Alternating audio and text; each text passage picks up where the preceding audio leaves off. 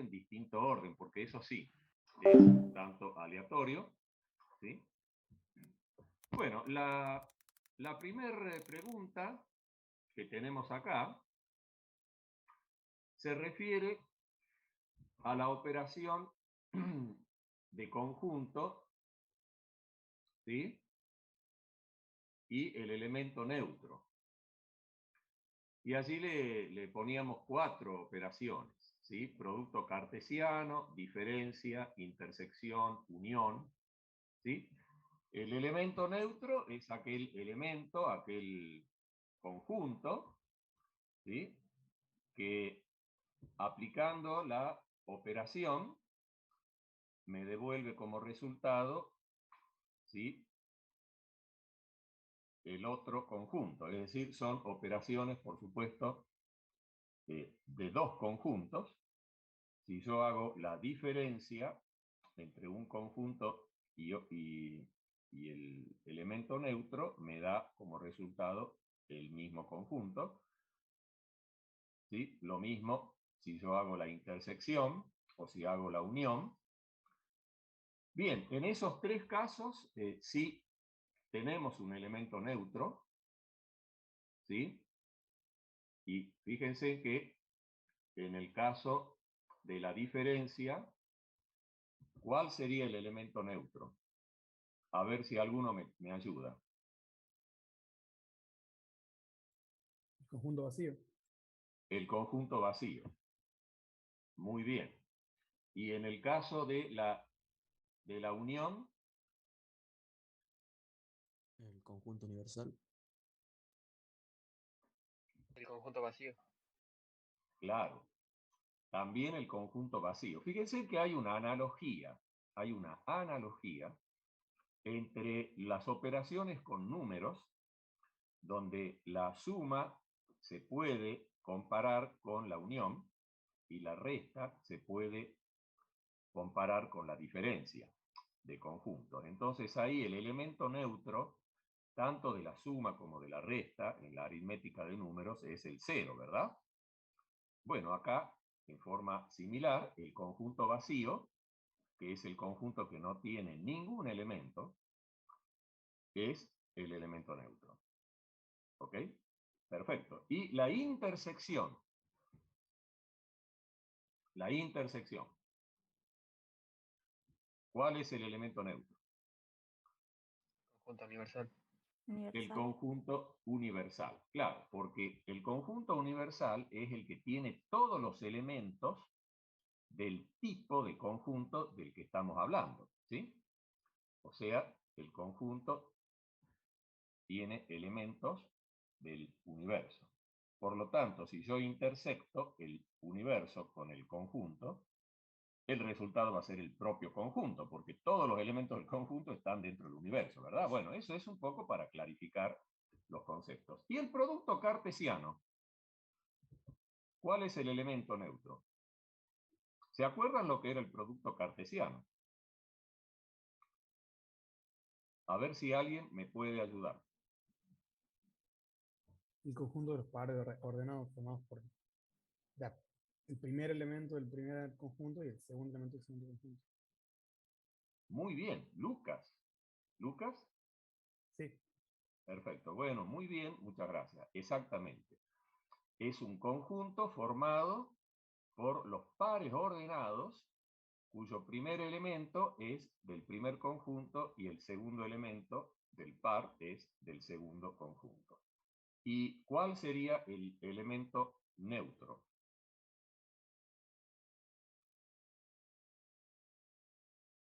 No tiene. No tiene. Muy bien, no hay un elemento neutro. ¿Sí? Perfecto. Entonces, si yo veo las preguntas correctas, serían: no tiene el producto cartesiano, diferencia vacío, intersección universal y unión vacío. Muy bien, perfecto. Pasemos ahora a la otra pregunta. ¿Cuál de las siguientes definiciones describe mejor al concepto de conjunto matemático? O sea, el concepto matemático, digamos, de un conjunto. ¿Cuál piensan ustedes que es? A ver, alguno que diga qué es lo que piensa o qué es lo que puso. ¿La primera, la segunda, la tercera, la cuarta? ¿Cuál de las opciones? ¿Mm? Yo puse la tercera. Yo puse la Colección. tercera también, profe. La tercera. A ver, ¿qué dice? Colección ordenada de elementos con características similares, pero que se pueden diferenciar unos de otros. A ver, ¿alguien opina lo contrario?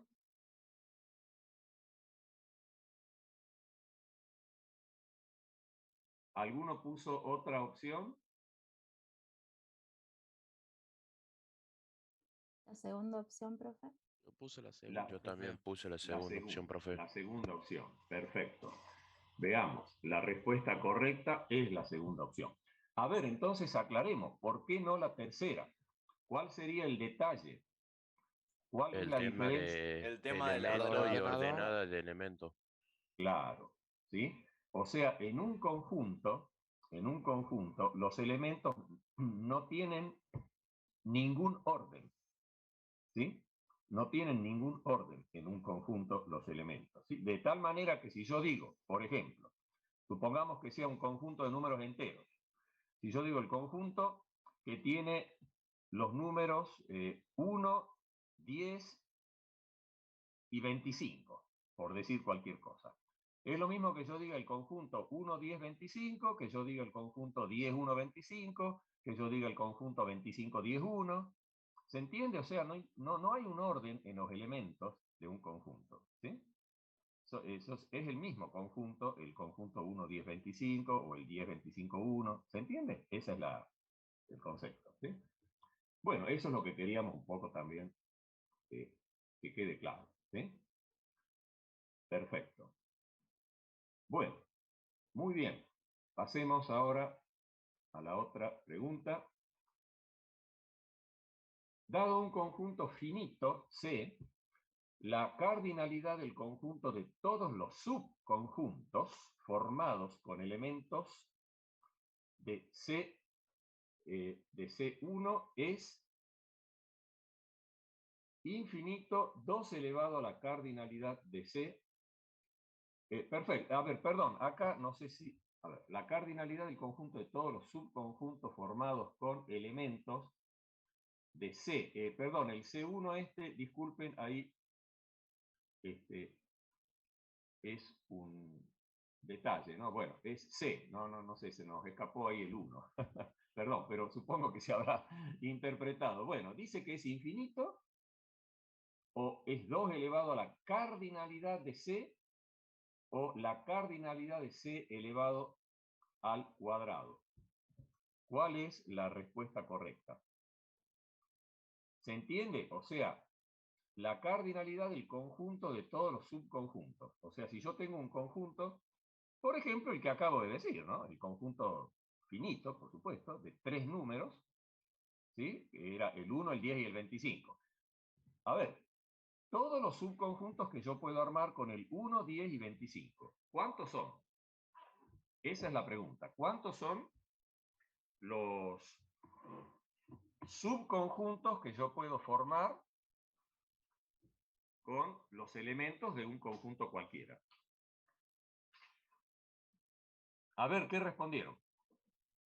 2 elevado a la cardinalidad de C. Muy bien, porque si ustedes en el ejemplo de 3 números, la cardinalidad es 3, por supuesto, del conjunto, y si yo hago 2 elevado a la 3, eso es 8. Y efectivamente, si ustedes forman todos los subconjuntos de 3 elementos, son 8. ¿Sí? Por supuesto que estamos incluyendo el vacío, porque el conjunto vacío es subconjunto de cualquiera, y también el conjunto que tiene los 3 elementos. Si yo incluyo esos dos extremos, todas las otras posibilidades son conjuntos de A2. ¿Sí? En el ejemplo del 1, 10, 25 podría ser el 1 con el 10, el 1 con el 25, el 10 con el 25, etcétera. Bueno, son en total, entonces, incluido el vacío y el conjunto propio, digamos el conjunto propiamente dicho, son 8. Y efectivamente es 2 elevado a la cardinalidad de C, ¿no? Muy bien, a ver, perdón que yo voy a hacer porque si no después se me pasa. Vamos a corregir ese pequeñísimo detalle que se nos fue ahí un 1. Se nos fue un 1 ahí en el... Ahí está. Es C.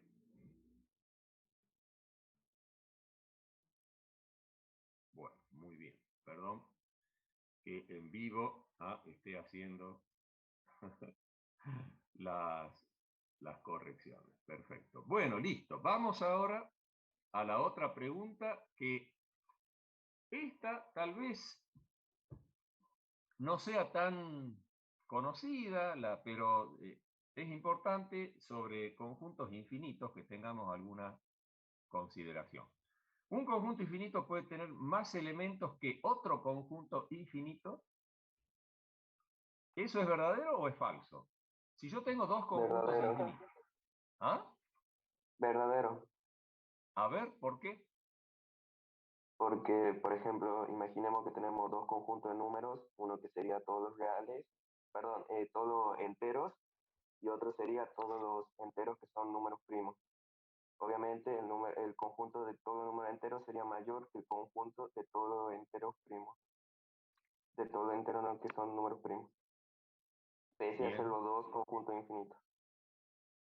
Bien, perfecto. Bueno, ahí tenemos un caso, muchas gracias. Efectivamente, uno muchas veces tiene errado el concepto de infinito, porque infinito no es una cantidad determinada. Si fuera una cantidad determinada, entonces sí, un infinito con otro infinito serían iguales.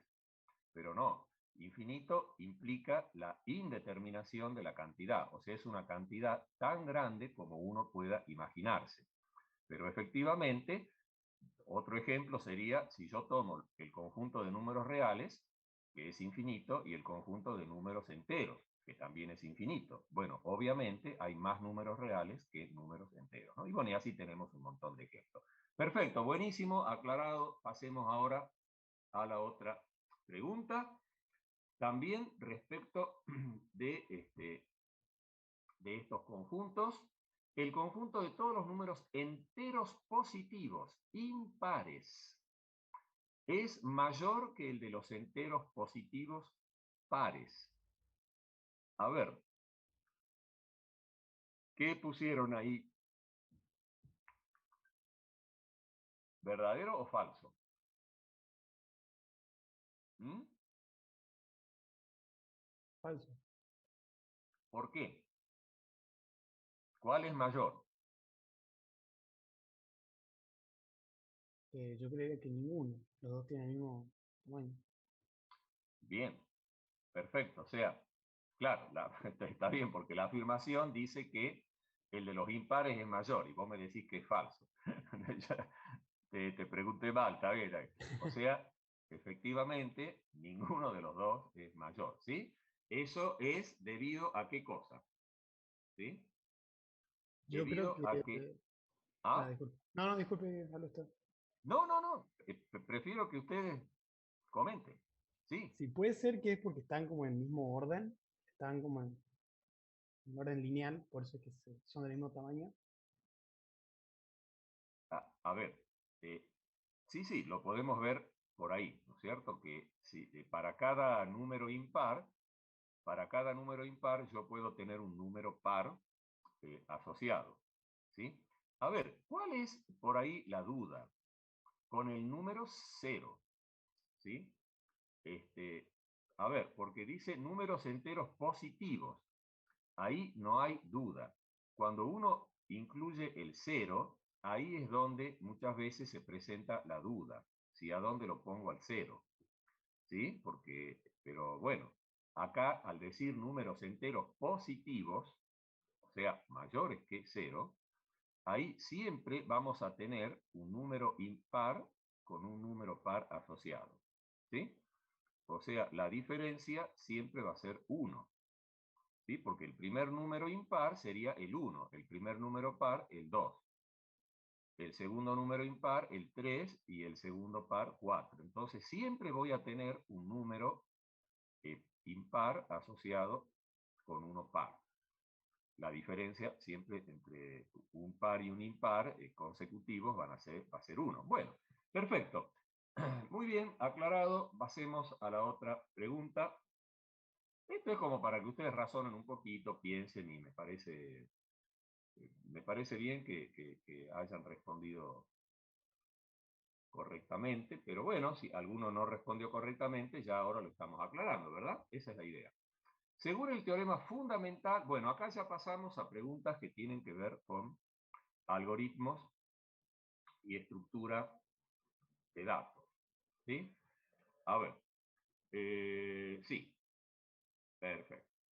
Entonces, recordemos el concepto de un programa apropiado o propio también se le suele decir, aunque no nos gusta mucho la palabra propio porque se puede malinterpretar, ¿sí? Porque un propio suena más bien a propiedad, algo que es propio, algo que es de nuestra propiedad, pero bueno, no es esa la idea, obviamente, ¿no? La palabra apropiado es la más atinada, la más correcta. Bueno, es aquel que tiene un solo punto de entrada, pero puede tener varios puntos de salida. ¿Eso es verdadero o falso? ¿Qué respondieron ahí? Yo puse falso, profe. Bueno, ¿por qué?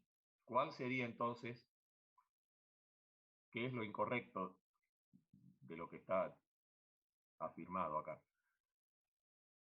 ¿No es que tiene un solo punto de entrada y un solo punto de salida? Exactamente. O sea, un algoritmo propio o un programa propio o apropiado es el que tiene un solo punto de entrada y un solo punto de salida. ¿Sí? Ok. Bueno, la siguiente pregunta. Bueno, esta posiblemente ahí algunos me decían, bueno, pero hay temas que nosotros no hemos visto. Bueno, este es uno de los posibles, porque muchas veces no se le da importancia, o por una cuestión de tiempo, bueno, uno decide qué temas priorizar, y bueno, posiblemente no le hayan dado la prioridad.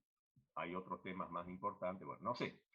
¿Lo vieron o no lo vieron al famoso operador ternario? Se le llama así porque es un operador y tiene 3 operandos. Por mi parte no recuerdo haberlo visto, profe.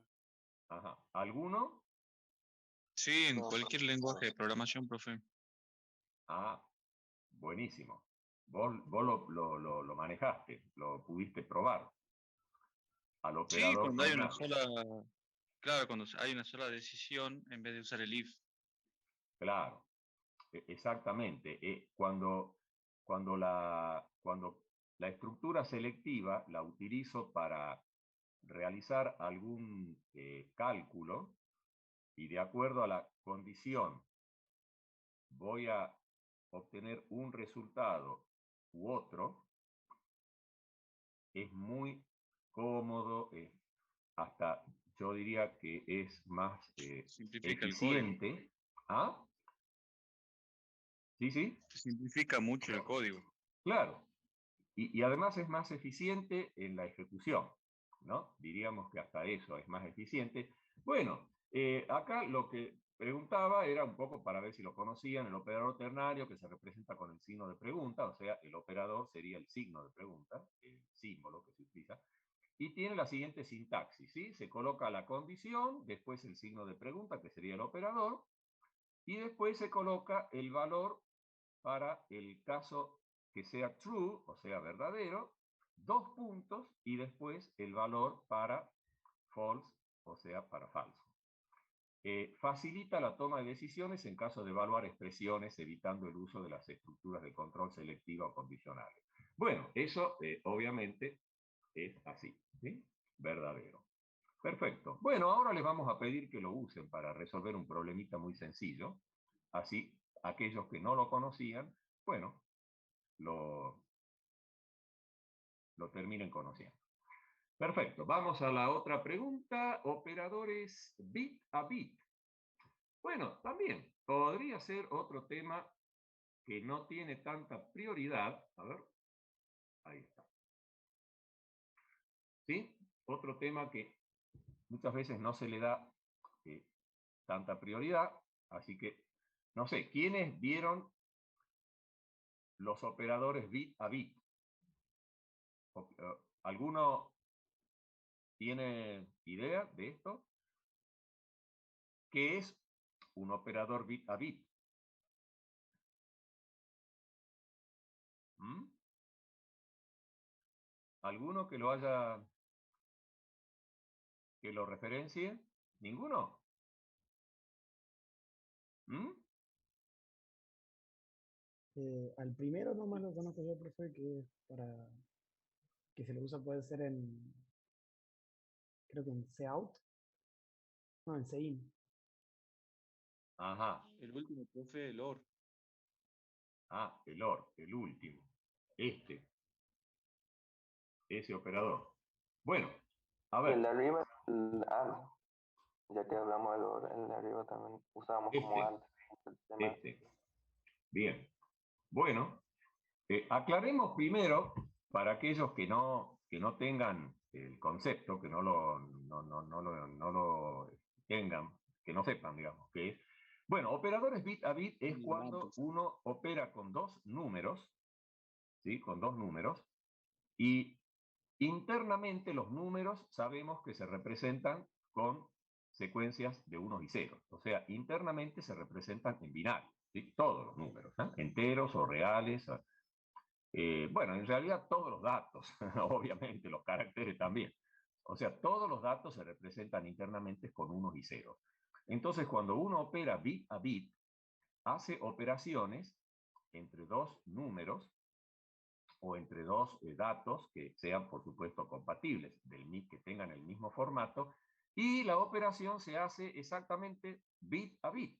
Se va haciendo bit a bit la operación, y bueno, y normalmente las operaciones que se hacen con bit son las operaciones lógicas, ¿sí? Las operaciones booleanas, ¿ok? Bueno, de estos, que por supuesto había algunos que no, de estos, los que son efectivamente, ¿sí? Para realizar operaciones bit a bit, el último, que alguno dijo el OR, sí, la doble barra es el OR, pero es la operación lógica, no bit a bit, ¿sí? Así que ahí tenemos justamente el operador que se utiliza para la operación lógica entre dos bits, o sea, la operación bit a bit AND, ¿sí? Para hacer lo que sería el complemento, ¿sí? Y para hacer, ¿qué cosa con este operador? ¿Qué operación bit a bit?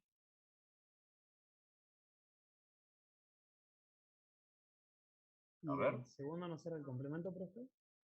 ¿Ah? ¿El segundo no será el complemento? Sí, este es el complemento, por eso digo, este es el de la operación AND, ¿sí? Ah, bien. Ah, no, creo que tengo lento el video, no. Bien. No, está bien. Este es el complemento y el primero. Uy, se me borró, digamos. Y el primero.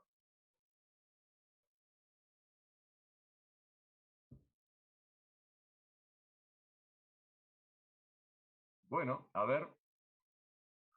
¿Alguno que esté ahí, que tenga a mano el Google? A ver si alguno averigua para qué es ese operador, o sea, qué hace ese operador.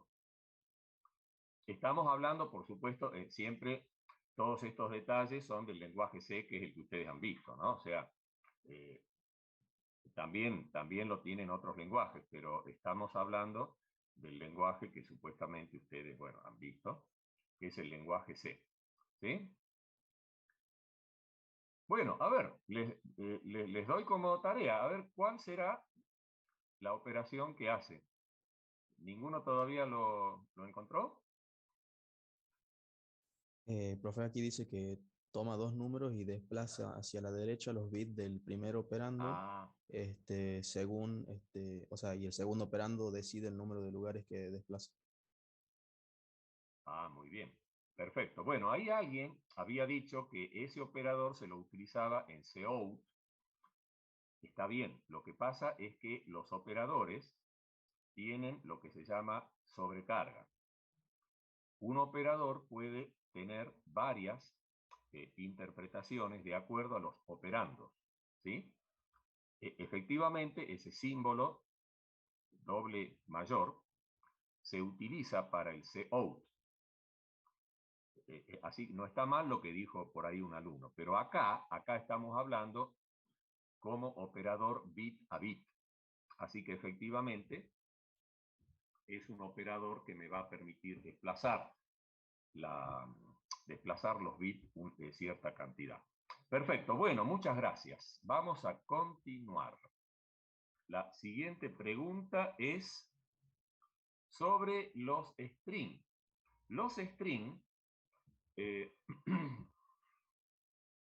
que son, bueno, empareje cada función, ¿no es cierto?, de la biblioteca string.h. Los strings son las cadenas de caracteres en el lenguaje C con la acción correspondiente. ¿Sí? Y teníamos tres acciones. Para comparar dos cadenas, ¿sí? Para comparar dos cadenas, o para añadir una cadena al final de la otra, o para buscar una cadena dentro de otra cadena. Bueno, eso creo que era muy fácil porque supongo que han visto las funciones de string. Ese es un tema importante, y que en alguna medida, en alguno de los de las actividades que les vamos a plantear nosotros, vamos a trabajar con cadenas de caracteres. ¿Sí? Bueno, ¿cuál es la que corresponde a comparación? str-comp. Claro. Sí, un poquito por las letras que son las consonantes de las palabras, STRCMP, ¿no es cierto? De com. Después la otra, añade una cadena al final de la otra, ¿sí? Es la de, ¿qué sería STRCat? Cat, ¿qué es? ¿Cat de qué? ¿De qué palabra? Cat. Concatenar. De concatenar, exactamente, ¿sí? Que va a ser una operación muy importante dentro de los contenidos que nosotros vamos a ver. Y busca una cadena dentro de otra, bueno, por descarte es STR, era justamente para buscar, ¿no? Bueno, efectivamente las respuestas correctas son esas, ¿no? Bueno, muy bien. Ok, pasemos a la siguiente pregunta. Un conjunto de palabras generadas por símbolos de un alfabeto se denomina lenguaje universal de palabras L. ¿Eso es verdadero o falso?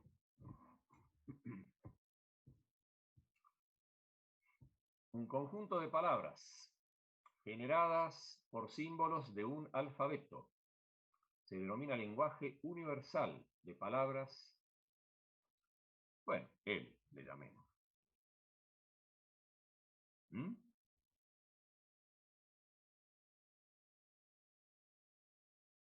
A ver, ¿qué pusieron ahí? ¿Se acuerdan del concepto de lo que es un conjunto de palabras, un conjunto de string? Esto es matemática discreta, ¿no? El concepto de lenguaje. ¿Sí? ¿Vieron o no vieron? Brevemente. Bueno, perfecto, Sí, lo ese vieron es muy verdadero. brevemente. ¿Ah? ¿Verdadero puede ser qué? Verdadero. A ver. ¿Por qué no es verdadero? Porque el conjunto universal hay un detalle acá en la definición, hay un pequeño detalle, porque dice un conjunto de palabras generadas por símbolos de un alfabeto. Claro, ahí me da la impresión de que es un conjunto cualquiera, pero el universo, el universal, es el conjunto de todas, ahí le falta ese detalle, ¿no? El concepto sobre un alfabeto de símbolos, un alfabeto de símbolos se puede formar con ese alfabeto infinitas secuencias, infinitas cadenas, infinitos strings, infinitas palabras, ¿sí? Y ese es el concepto del lenguaje universal. Es el conjunto de todas las palabras. No es un conjunto de palabras generadas por... Disculpen un segundo, perdón, ¿no? Un segundito.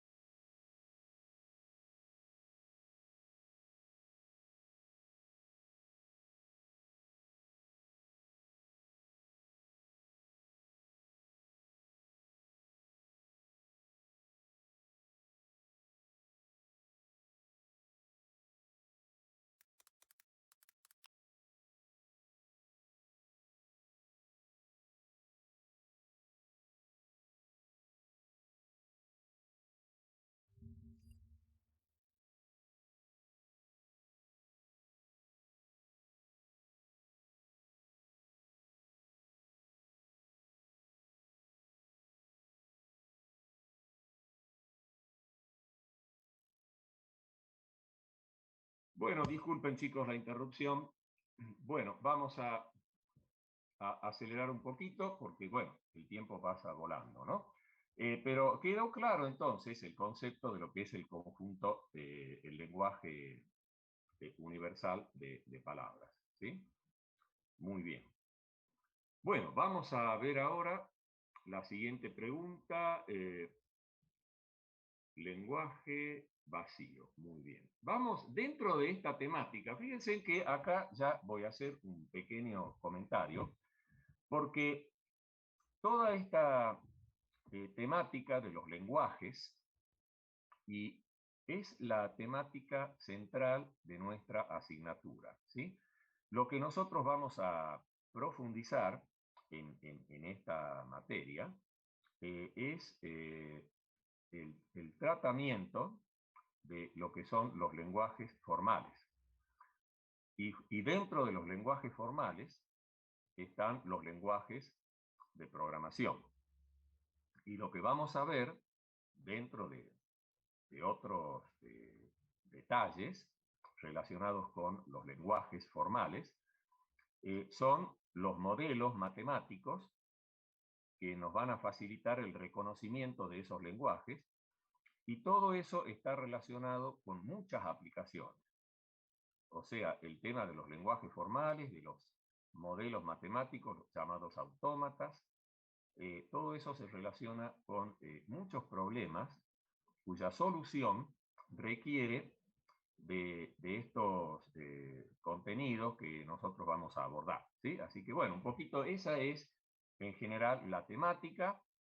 Una de las aplicaciones son los traductores de lenguaje, ¿sí? Los traductores en general tienen una etapa de análisis para detectar errores que pueda haber en un programa, por ejemplo. Bueno, ahí entra a jugar toda esta teoría de los lenguajes y de los autómatas, ¿sí? Que son modelos capaces de reconocer un lenguaje determinado. Bien, y bueno, y como otra aplicación importante que vamos a ver dentro de esos modelos, hay un modelo, hay un autómata que nos va a permitir representar la solución de problemas de automatización, ¿sí? Así que ahí vamos a tener una pequeña experiencia con lo que es el mundo de los automatismos, de la robótica, aplicando esos modelos para solucionar problemas de esa naturaleza, ¿sí? Bueno, muy bien, entonces ahora la pregunta es si el lenguaje vacío es aquel que contiene solo la palabra vacía. Ustedes saben que dentro del concepto de cadenas de palabras está el concepto de palabra o cadena vacía. Es decir, una cadena que no contiene ningún símbolo, ¿sí? Una secuencia nula, podríamos decir también. Y se representa normalmente con la letra lambda, con la letra griega lambda. Bueno, acá dice que el lenguaje vacío es aquel que contiene solo la palabra vacía. Es decir, es el lenguaje que tiene esa palabra vacía. ¿Es verdadero o falso? ¿Qué respondieron? Falso. Falso, ¿sí? ¿Por qué? Porque el lenguaje vacío no contiene ninguna palabra. No contiene ninguna palabra. Ese es el concepto de lenguaje vacío, que es el de un conjunto vacío. El lenguaje es un conjunto, ya dijimos, ¿sí? Así que el conjunto vacío, el lenguaje vacío es un conjunto vacío, que no tiene ningún elemento. Y lambda, si bien es la palabra vacía, pero es un elemento. Así que el conjunto que contiene solo la palabra vacía va a ser un caso muy particular que vamos a destacar después, ya cuando empecemos a desarrollar los contenidos, va a tener un rol importante, ¿sí? Es un conjunto unitario que tiene únicamente la palabra vacía como elemento, ¿sí? Pero no es el lenguaje vacío. Muy bien, vamos a la otra pregunta. A ver, ya estamos casi terminando. La palabra cadena o string. ¿Qué se entiende por palabra cadena o string? Es cualquier sucesión de símbolos independientes del alfabeto, es cualquier sucesión de símbolos de un alfabeto. Son tres formas diferentes de referirse a un alfabeto. ¿Cuál es la correcta? Yo creo que a esta altura ya todos deberían saber, ¿verdad? Porque ya hemos estado hablando de lo que son palabras, de lo que son cadenas, string. ¿Cuál es la respuesta correcta?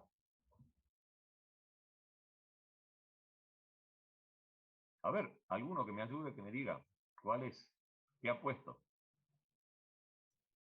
Yo puse cualquier sucesión de símbolos independientes del alfabeto. A ver. Yo puse la segunda. La segunda, bien. Me gusta. Bueno, todos estamos de acuerdo que no es la tercera, ¿no es cierto? Obviamente, el alfabeto es el conjunto finito de símbolos con los que yo puedo escribir una palabra. De tal manera que la segunda es la correcta. ¿Por qué? Porque para definir una palabra, una cadena o string, efectivamente son sinónimos, palabra, cadena, string, necesito un alfabeto, tiene que haber un alfabeto definido. Así que es cualquier sucesión de símbolos de un alfabeto, ¿sí? Esa sería la respuesta correcta. ¿Sí? Bien. Vamos a la penúltima, ya llegamos al final. Indicar cuál de las siguientes afirmaciones son válidas y podrían ser más de una, por supuesto. Dice, la palabra vacía contiene un único símbolo, lambda, por eso su longitud es 1.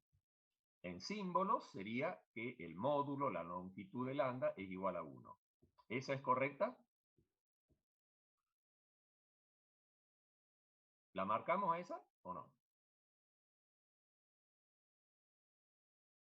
¿Qué opinan?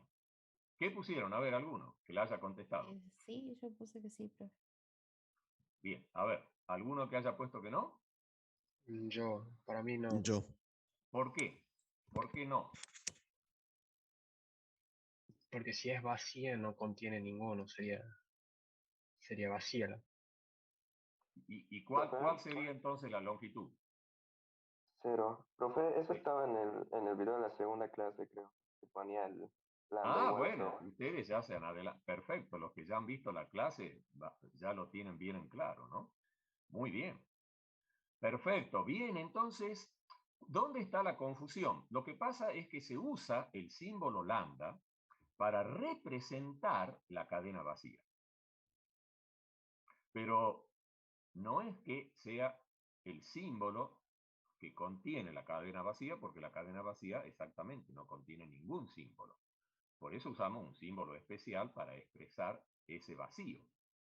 Así que efectivamente es 0 la longitud, por lo tanto, no es correcto. La longitud de una palabra es la cantidad de símbolos que integran la palabra. ¿Eso es correcto? La longitud de una palabra es la cantidad de símbolos que integran la palabra. ¿Sí o no? Yo puse que sí, profe. Sí. Bien, perfecto. Y la palabra vacía se designa por la letra griega lambda y no contiene ningún símbolo. Bueno, ya dijimos, ya creo que está claro, ¿no es cierto? Que es así. Perfecto. Bueno, muy bien. Y vamos ahora a la última pregunta. Y acá lo que se pretende es que ustedes recuerden las propiedades de las operaciones, ¿sí? Y por una cuestión de tiempo vamos directamente a las respuestas correctas, ¿sí? Acá las respuestas correctas es la unión, sí es conmutativa, sí es asociativa, la diferencia no, la intersección sí, y el producto cartesiano no es conmutativo, pero sí es asociativo, ¿no? Bueno, eso tiene que ver con las propiedades de las operaciones, que es muy importante que las repasen, las recuerden, porque vamos a arrancar con eso, ¿no? La primera temática de la clase, de la primera clase, justamente, y de la segunda, es, vamos a hablar sobre lo que se llama lingüística matemática. Vamos a entrar ya en los contenidos, tratando de estudiar los lenguajes desde un punto de vista matemático, y después vamos a ir, por supuesto, yendo a la práctica, a la aplicación de esos contenidos, ¿sí? Muy bien, chicos, vamos a aprovechar, yo sé que pasó muy rápido el tiempo y nos quedan muy pocos minutitos, pero quisiera que hagan el intento, ¿sí? Yo los voy a dividir ahora en grupos aleatorios, ¿sí? Ahí en este momento tenemos 50, así que yo los voy a dividir en 10 grupos, ¿sí? Y ahí tienen ustedes la tarea, son, a ver, no van a tener tiempo, pero sí, aunque sea un problemita, son muy simples los problemitas. Le hemos planteado ahí unos problemas para que practiquen. Así que les pido que hagan el esfuerzo, por lo menos vamos a ver los enunciados, elijan alguno, resuelvan. No, esto no se vence ahora, así que pueden seguir después, si quieren, trabajando y alguno lo sube al trabajo, ¿sí?